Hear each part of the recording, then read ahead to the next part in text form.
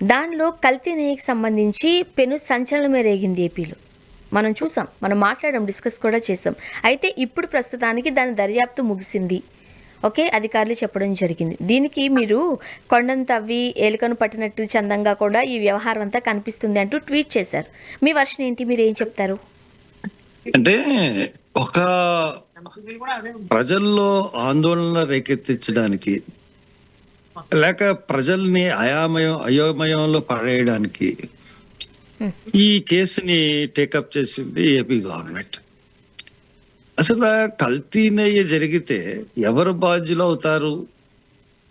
రాష్ట్ర ప్రభుత్వం, గత ప్రభుత్వం దీనికి బాధ్యత వహించాలి అన్నట్టుగా ఎంత యాగి చేశారంటే ప్రజలు కూడా అసహించుకునే రీతిలో చాలా సమస్యలు ఉన్నా కానీ ఒక సెంటిమెంట్ తీసుకురావాలనే భావన. అప్పుడు హర్యానా ఎన్నికలు జరుగుతున్నాయండి. హర్యానా ఎన్నికలు జరుగుతున్నాయి కాబట్టి ఇక అక్కడ ఏదేదో అపవిత్రం అయిపోయింది తిరుపతి. ఈ కల్తీ నెయ్యి వల్ల, కల్తీ లడ్డూలు తినడం వల్ల ప్రజలందరూ కూడా అపవిత్రులు అయిపోయారు. ఇది లాస్ట్ గవర్నమెంట్ లో ఇది జరిగింది. మేము సనాతన ధర్మాన్ని మేము రక్షించడానికి మేము దీని మీద సిట్టేస్తున్నాము అని చెప్పేసి ఒక ఆల్ ఇండియా స్థాయిలో దీని మీద చాలా గొడవలు చేశారండి. స్వామీజీలు కూడా చాలా మంది వచ్చారు, రకరకాలుగా మాట్లాడారు. వాళ్ళ ముఖ్య ఉద్దేశం ఏంటంటే ఈ మతాన్ని రాజకీయంతో ముడిపెట్టి లబ్ధి పొందాలి అన్నదే వాళ్ళ ఉద్దేశం. దానికి అనుగుణంగానే హర్యానా ఎన్నికల్లో ఉన్నప్పుడు ఇది బాగా ఫోకస్ చేశారు. నేషనల్ మీడియాలో కూడా చాలా పెద్ద చర్చ పెట్టారు దీని మీద. పెట్టి ఇది మేము గవర్నమెంట్ లోకి వచ్చాం, కూటమి ఎన్డీఏ కూటమి గవర్నమెంట్ లోకి వచ్చిన తర్వాత కల్తీ నెయ్యి వ్యవహారానికి మీద దీని అంతు తేల్చడానికి సిట్టేశాము. ఎందుకంటే గత ప్రభుత్వం ఇది చేసింది అన్న ఒక కోణంలో ప్రజలకు చూపించాలి అన్న ఉద్దేశంతో ఆ రోజున ఎలాగ మాట్లాడారంటే మనం చెప్పలేం. ఇంకా పవన్ కళ్యాణ్ గారు డిప్యూటీ ముఖ్యమంత్రి, ఆయన కాషాయ రంగు వస్త్రాలు ధరించి ఊగిపోయాడు. అసలు ఏం మాట్లాడుతున్నాడో తెలియకుండా రెచ్చిపోయి సనాతన ధర్మం గురించి, ఈ కల్తీ నెయ్యి వల్ల ఏదో మొత్తం అంత దేశం అంతా నాశనం అయిపోయినట్టుగా ఎంత కలర్ ఇచ్చారంటే, తీరా చూస్తే ఈవేళ ఆ కల్తీని సిట్ రిపోర్ట్ ఇస్తే వీళ్ళు చేసిన గొడవ ఏదైతే ఉందో, ఎవరిని టార్గెట్ చేసుకుని వీళ్ళు చేశారో అసలు ఏమీ లేదు దాంట్లో. ఇప్పుడు పాపం కొంతమంది పాత బోర్డు చైర్మన్లు కూడా దాంట్లో ఇన్వాల్వ్మెంట్ ఉందని, పాత సీఎం ఇన్వాల్వ్మెంట్ ఉందని ఈ రకమైన ప్రచారానికి బాగా వాళ్ళు ఒడుగెట్టారు. ఇవాళ సిట్టు ఎవరు వేసింది? ఈ ప్రభుత్వం వేసిన సిట్టు, స్పెషల్ ఇన్వెస్టిగేషన్ టీం. ఏం తెలిసింది? ఎవరో అసలు మనకి పేర్లు విన్నోళ్ళు, పేర్లు తెలియనోళ్ళు పేర్లు బయట పెట్టింది. అంటే మోడీ బాబా, ఓలే బాబా డేరి. కానీ అంటే నేను అనేది ఏంటంటే ఇటువంటి విషయాల్లో ప్రజానాయకులు అనుకున్న వాళ్ళు, మరి ముఖ్యంగా అధికారంలో ఉండే నాయకులు అది చాలా జాగ్రత్తగా వాళ్ళ పదవుల్ని ప్రజలకి అంకితం చేయాలి, ప్రజా సమస్యల గురించి మాట్లాడాలి. అంతేగాని ప్రజల యొక్క విశ్వాసాలతో ఆడుకోకూడదు. కానీ చంద్రబాబు నాయుడు అండ్ పవన్ కళ్యాణ్, బీజేపీ ఈ మూడు కూడా ప్రజల విశ్వాసాలతో ఆడుకుంది.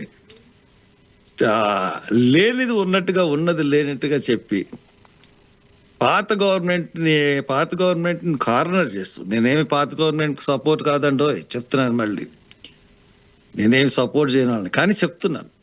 అది ఆ విధానం అన్నది ఒక కక్షపూరిత విధానం అన్నదాన్ని మటుకు నేను ఖండిస్తాను. అది ఖచ్చితంగా ఈవేళ ఫూల్స్ అయ్యారు.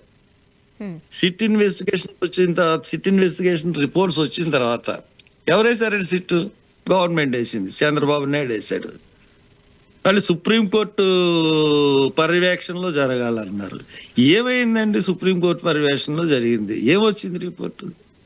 సిగ్గుతో తలంచుకోవాలి. ఇప్పుడు మాట్లాడమనండి సీఎంని కానీ డిప్యూటీ సీఎంని కానీ, ఏం మాట్లాడతారు? ఎంత ప్రజాధనాన్ని వృధా చేశారు, ఎంత సమయాన్ని వృధా చేశారు ఈ విషయంలో. కాబట్టి ఇటువంటి ప్రజలు మర్చిపోతారని అనుకోవద్దు, గమనిస్తూ ఉంటారు.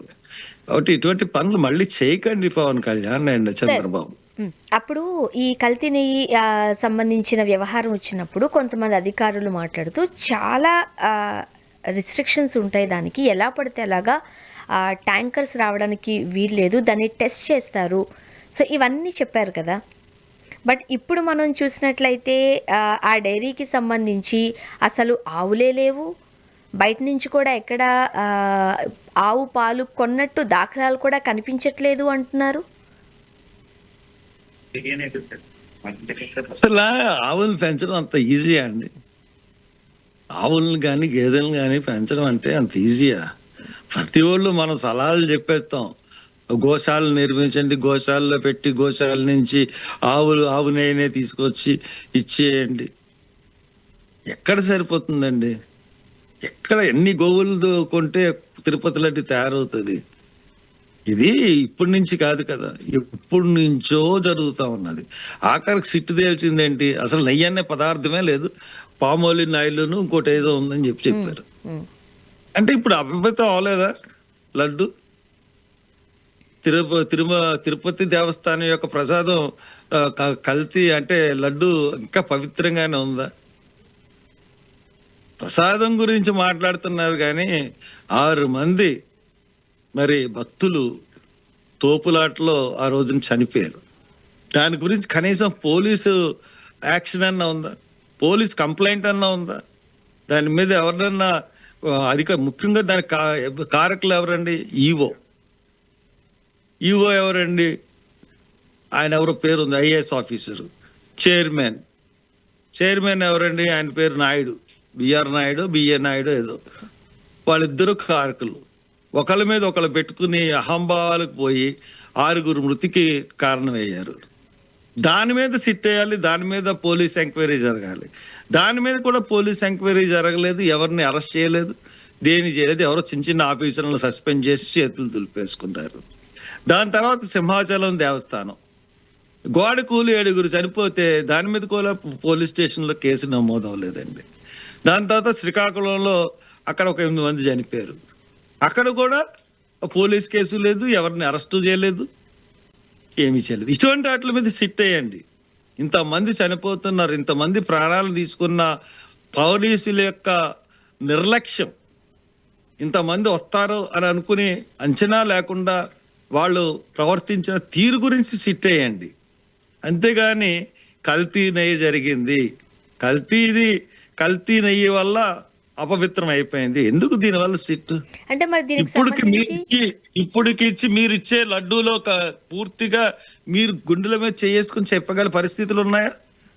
ఈ రోజున కూడా నెయ్యి కల్తీ లేదు, అసలు నెయ్యి పూర్తి శుద్ధమైన నెయ్యితో ఇస్తున్నారా? మీరు చూపించగలరా?